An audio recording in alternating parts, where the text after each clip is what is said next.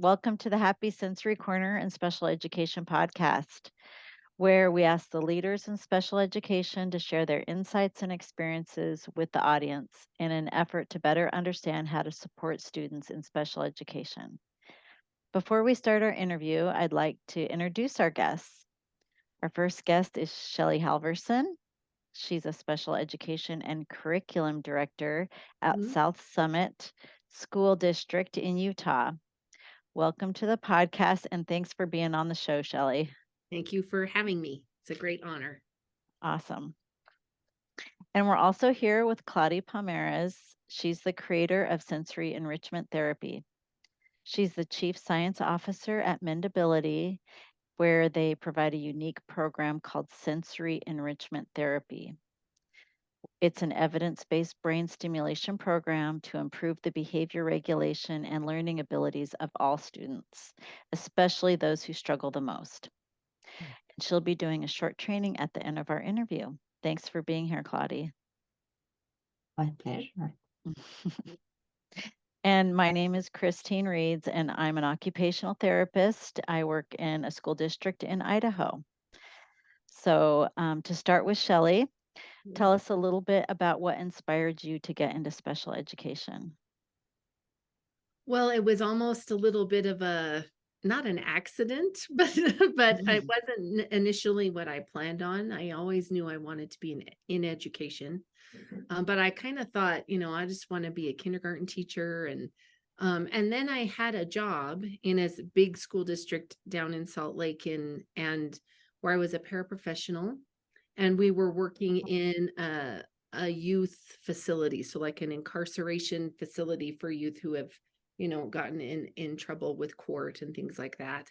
And they have a school there, and every teacher there is a certified special ed teacher, because you just never know who you have in your class and who has an IEP and all of those kinds of things. And so in my time in that job, I decided that that was something that I really wanted to do, because it was interesting to work with mostly the boys in that scenario and see the other side of like all of the potential and the things that they have in spite of a choice that they made, right? And it's such a high percentage of people that are dealing with court and incarceration types of situations that are identified as a person with a disability. And so I started to see that I wanted to kind of be on the front end of that and not at the other end. And is there a way? I mean, I was a kid that school was a dream for me. I loved it. I loved the social part. It was built for a kid like me. I'm very, well, my family might disagree, but I'm fairly compliant and all those kinds of things. And I loved school. And it never occurred to me as a kid that there were kids at school that didn't love it, that it wasn't a safe place for everyone. And so when I became a special ed teacher, that was my big mission. Was my classroom is the safe space, and everybody here has potential. Everybody here can learn. Everybody here has something to offer. And it's my job to help them learn how to mitigate and advocate and all of those things for themselves. And so that's it wasn't my initial plan, but I'm super grateful that that's the way it turned out, because it has just been one of the great passions of my work and my life. That's a great story. I Thanks. can see why you'd want to be or how you're so passionate about it with your background Yeah. experience. Yeah. That's awesome. So what do you think your biggest need is for your students in special education? Well, I would say my biggest need for my students, and I've been a special ed director in 2 districts, a big urban district, and now a South Summit is a very small rural school district. And if I could give them anything, I would give them adults that believe they can do hard things, and adults that believe they can learn at high levels, and that believe that kids can change over time, right? That the effort to help them with their behavior, which is so hard, right? Sometimes for everyone, and things like that, that it's worth it, right? And that the kids can do those difficult things, and that we should expect that from them. if I could give them anything, I would give them adults that believe in their abilities. So great role models and mentors, it sounds like. Yeah. Awesome. I love that. What's the last program or idea that you brought to your school district that worked really well? So one of the things in the big urban school district, not that long before I made the switch, we had a pretty traditional service pattern for kids. You have, the different levels of sped needs that you have. And so we had, our speech only program and our resource program for our mild, moderate students, and then, special classes for kids who have more intense needs. And we were really looking for a way to improve the capacity of everyone to include kids as much as possible, especially our kids that are in those special classes. And so we reorganized all of our special classes into these sort of cluster areas in the district so that we could have K-6, a program where students are in co-taught classes that have a gen ed teacher and a special ed teacher in them full time, and a para. But to do that, you kind of have to consolidate the people so that you don't have to spread your resources out across a big district. And well, it came about because I had never really the locations, not the services, but the locations where we had different programs. It was disjointed for students and families. You had academic support students in one school and behavior support students in the other, and diagnostic students in the other, and pre-K in another. So what that could mean for a student is that if they went to pre-K and then to diagnostic and then to their program, they're in second grade and they've already been in 3 different schools. Oh, mhm. And so and you guys know the research says when kids change schools, they lose skills and they lose time. And it's like, this is our most impacted population that needs the most advocacy and protection of their educational time, right? And that's hard on families who are trying to navigate all of that. And so that was one big impetus where we were looking at it and we were like, is there a way that we could create a K-6 scenario where a student goes to pre-K? We can't have pre-K everywhere, and I'm not in charge of that. So I couldn't really get that, right? So then could we at least get them a home school for K-6? I never have to go anywhere. And so we created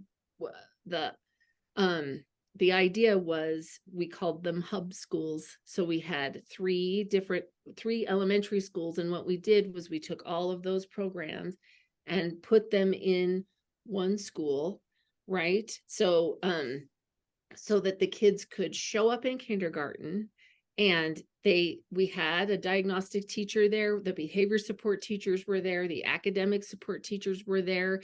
And because the other thing we were noticing is kids in special ed are getting more and more complex and they have needs in lots of pockets. So the other idea was I can go one place and get my needs met, as opposed to I'm in a behavior class and they're getting my behavior, regulated, but now I need academic support. And that means I need to change schools. And I didn't want to do that either from just an equity standpoint. They deserve one place, one home base, just like their general education peers get. So that's kind of that's where it started. And then the other thing was I liked more FaceTime because our SLP could be full-time in that school instead of hopping, right? And then you're paying people to drive around. You know all about that as an occupational. Oh, I do. And so there were less places to travel to. So it felt like more FaceTime also for them to have their related servers around them, right? So I went to my supervisor, and then we went to the superintendent and the business administrator, and we saw some ways it would also help us with some other things like the length of rides on the bus, there's a million things that go into this. And so we had to have their support. And then once we had that, We had lots of meetings like with legal and all these things, making sure that what we were doing wasn't going to violate anybody's rights to vape or anything like that. And we just poked holes in it. We came up with a plan and then we tried to rip it apart. And that took a while, but then they had me go before the board, and we wanted the school board's backing, right? Of course. And then we had, so we did that. We went around and I met individually with the teachers that were going to have to move, because you have to figure all of that out. And then we had some open houses so that the kids who were moving could come see their new school. Their parents could meet the teachers and they could ask a bunch of questions if they had them. And we tried to notify everybody at once, right? So I presented at the board, and then letters went home to families the very next day, and teachers, I was going around the district talking to people. And then one of the things those are all more mild, moderate programs, our diagnostic, behavior support, and academic support. And we also redistributed our more severe classrooms. We called them essential elements classrooms. Okay. So that the idea for them was going to be the same. They would have, we had one school that had a lot of kids and one school that had hardly any. So we kind of redrew some boundaries and balanced things out and moved some of those classrooms around. And then one of the things that we didn't think about, well, we thought about it, but I don't think we were robust enough. We put in the letter that if people felt like they wanted to have an IEP meeting to discuss the change in how it would impact their student, that they should request one. But I think I would have been, if I could do it again, I would have had every team meet regardless. Like a transition meeting almost. Yeah, yes. And especially our students, it came up because one of the students who was actually not moving schools, his mom called me and was like, he's not moving schools, but you're sort of shifting the focus of this program. And I think we need to have a conversation about how he might be impacted. And I went, oh, the kids that aren't moving. Do you know what I mean? Because you're so focused on the people that are. That was something that that was a blind spot that we had. But as soon as we were able to meet as a team and put things in place. And we did, we talked everybody through like social stories and all the things you can do to get kids ready for a change. And we did that year when we did ESY, the kids that qualified for ESY, we had them do it in their new place. Right. I was thinking that's what you're going to say. Yep. So they could at least be in that building and meet some of the teachers, not all of them, because not everybody does ESY, but we just tried to do a lot of that. And then it got pretty complicated because, let's see,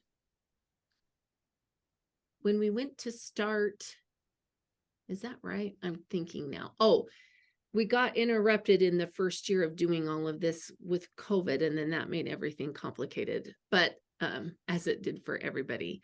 But that's kind of how it rolled out. We moved really fast, which on the one hand was good because people just were like, oh, this is happening, go. You know what I mean? Yes. But maybe it might be a good idea. We could have had a longer time to sort of prepare people mentally. So I presented to the board in March. I'll never forget it. It was March 5th. And then we rolled out that fall. Wow. So a lot. That's a really short time to make all of that happen. And so I'm trying to be general and brief. So there's more to it than that, right? But that's the general thumbnail sketch of how that happened. But I felt really good about the fact that it supported kids and their families on multiple levels, because then we had co-teaching happening across the board. We had all kinds of things going on that we couldn't have done before if we hadn't consolidated our service pattern a little bit, because it takes manpower. Really great inclusion takes manpower. So, Yes. And a positive outlook, with your teachers that are doing it right. for the changes. Which I bet not your everybody teachers has. love it. Well, they do now. They weren't, some of them weren't too happy before, and co-teaching, the biggest factor is that relationship, right? Between the special teacher and the co-teacher. And so, we've had to iron that out from I time bet. to time. I bet. They're still Finding the ironing right, it out, but finding the right matches, I'm sure, is yeah, super important. that is tricky. So, Shelley, how did you manage the stress or just the transition of having those teachers changing their whole program and their mindset into working in this new scheme that you made for the special education? With a lot of Diet Coke and chocolate, but and some French fries, because that never hurt anybody. But you know, that's a hard one.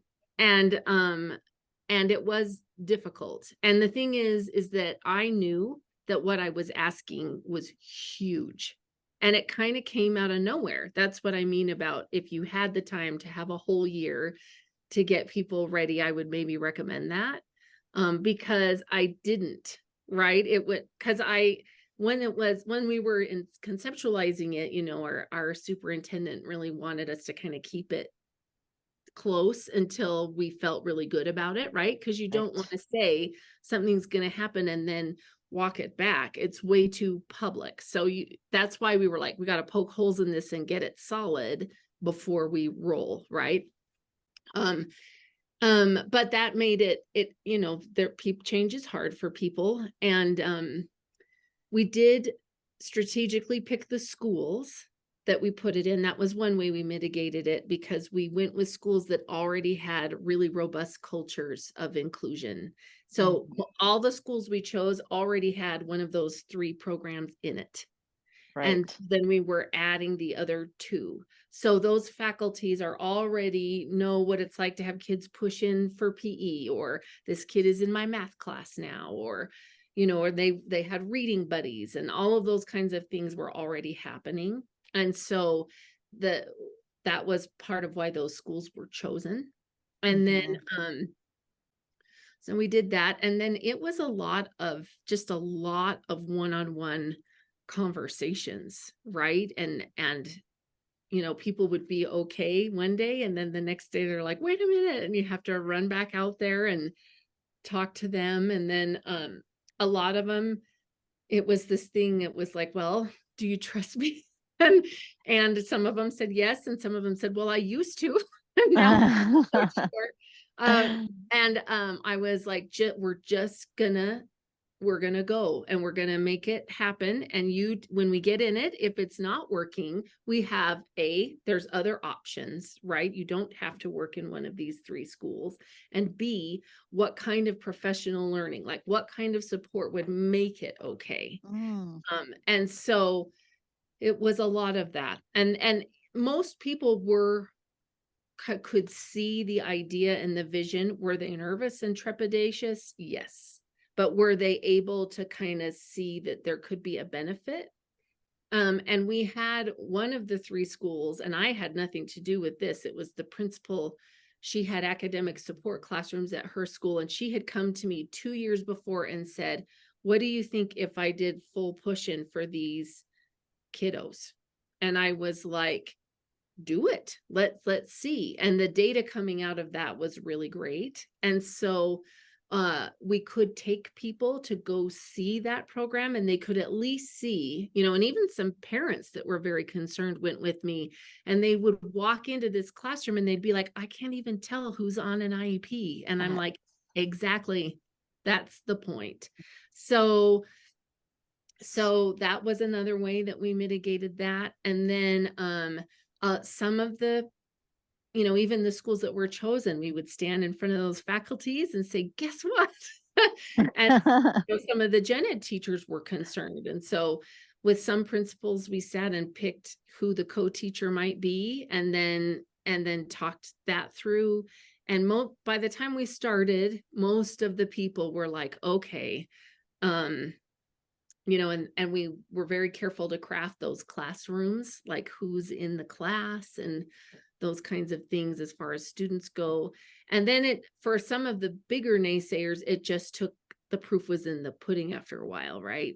And when people could see, oh, look, this is really going to go great. And it didn't go great everywhere. I mean, I'm not going to lie. There were pockets of greatness and pockets of things that were a whole lot harder. And you're just kind of working through that the whole time. Like, I was lucky in that those 3 administrators were also very special ed friendly administrators. 2 of them had been special ed teachers. And so, they administer in a different way. When you have an administrator that was a special ed teacher, they get it. Nice, right? They get it. And they get how to take care of our students that are on the fringe of things. Right. And so I was very fortunate in that way, but that's probably my favorite, my glory story. And it was a little bit of a horror story at times, just because nothing rolls out perfect like that. It takes time.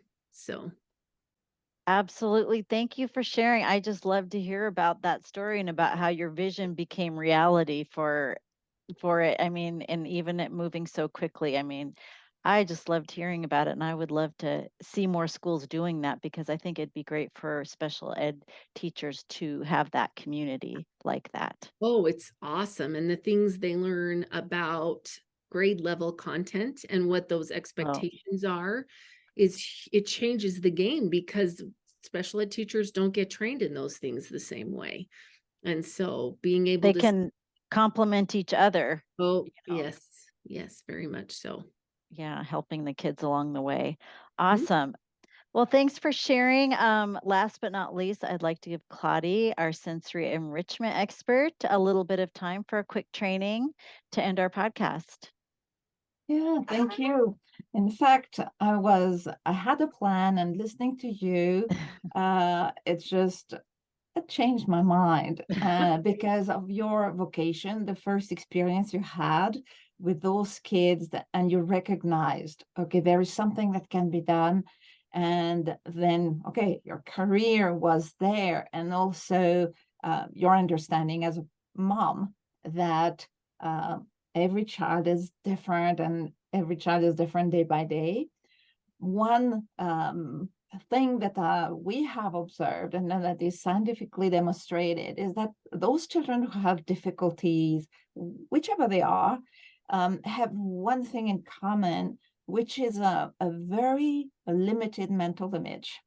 Like, if you want to imagine, is that you close your eyes and there's nothing. If we close our eyes, I can think about a car. I can think about my grandchildren. I can have images. Those children don't. And in particular, they don't have an image of themselves. So with sensory enrichment therapy, very often we work first at developing body awareness, self-awareness, self-like. And I have an activity that is so easy to do because you need no equipment at all. Basically, what you need would be a finger. And when you have a child that is getting a little antsy and he can't see himself calm, so he moves more and more and more and makes noises and has great difficulty focusing, then we are going to, I called it many years ago, Mr. Pokey, as an activity. And you say it's a game. You tell the kid it's a game, and you say, okay, I'm going to touch you on your back. And in fact, you need a piece of equipment. You may have drawn a silhouette on a piece of paper that would take a piece of paper and a pen that will write again afterwards. Or you could have a little puppet or a toy. And I'm going to change position for a second. Here I'm back, because I have a little guy here. And so you give that little guy or the silhouette to the kid, you touch him maybe on the top shoulder, and then you tell him, okay, can you touch the bear or the silhouette where I touched you? That means that child has to focus real hard. That's my body, where on my body. So the teachers must know ahead of time that the child will make mistakes, because that's why we are doing these activities, to develop this sense of knowing I'm here in space, I do exist, and I can feel. So we would do maybe 3 different spots, praise the child, whatever the answer, because the point is focus about yourself. Sometimes we can ask the child, but it's very hard for them to close their eyes so that their brain can focus on the tactile information and have only that instead of also the visual. And if you're less than lucky, you also have a nice scent somewhere in the classroom, because smelling improves the production of dopamine. Dopamine is attention span, among other things. So if the child is eyes closed and smelling, suddenly his brain has more tools to focus and to feel and to translate that information. So that's what we do often in our activities, especially in the classroom. Something very simple, something very quick, with no equipment required, just the training. And you are talking a lot about that with your teachers. Knowing more is really a key to succeed, even with 0 additional equipment or 0 new people coming in, they can produce and create. So this little exercise can be very helpful, even to help the child just settle back. And if you play once or twice a week, and all the kids will want to play, and they will want to know if they were good, but they're all perfect. No other option than being perfect. So that is going to help their brain create those new lines of information and gradually see themselves and feel themselves. So not needing the attention of the world to know that they're here. So that was my little, just because of you, Shelley, because of what you told us about your vocation and the work you do, that really drew me towards talking about mental image. I love that. I did not know that they can't see themselves. So I Mhm. learned something new. I love Great. that. Thank you. Welcome. Absolutely. Thank you, Claudia. And I love about those activities that they don't even know they're doing something that's helpful for them. So it doesn't feel like any high cognitive demand, because we do so much of that already at school. It just feels like a game, and they're getting something out of it that will help them. So I love that. All right. Well, thanks everybody so much for spending time on the show and sharing your experiences and insights with our audience. So awesome. I'm glad you were here today, everyone, Thank especially you for Shelley. having me. Yeah. Thank you.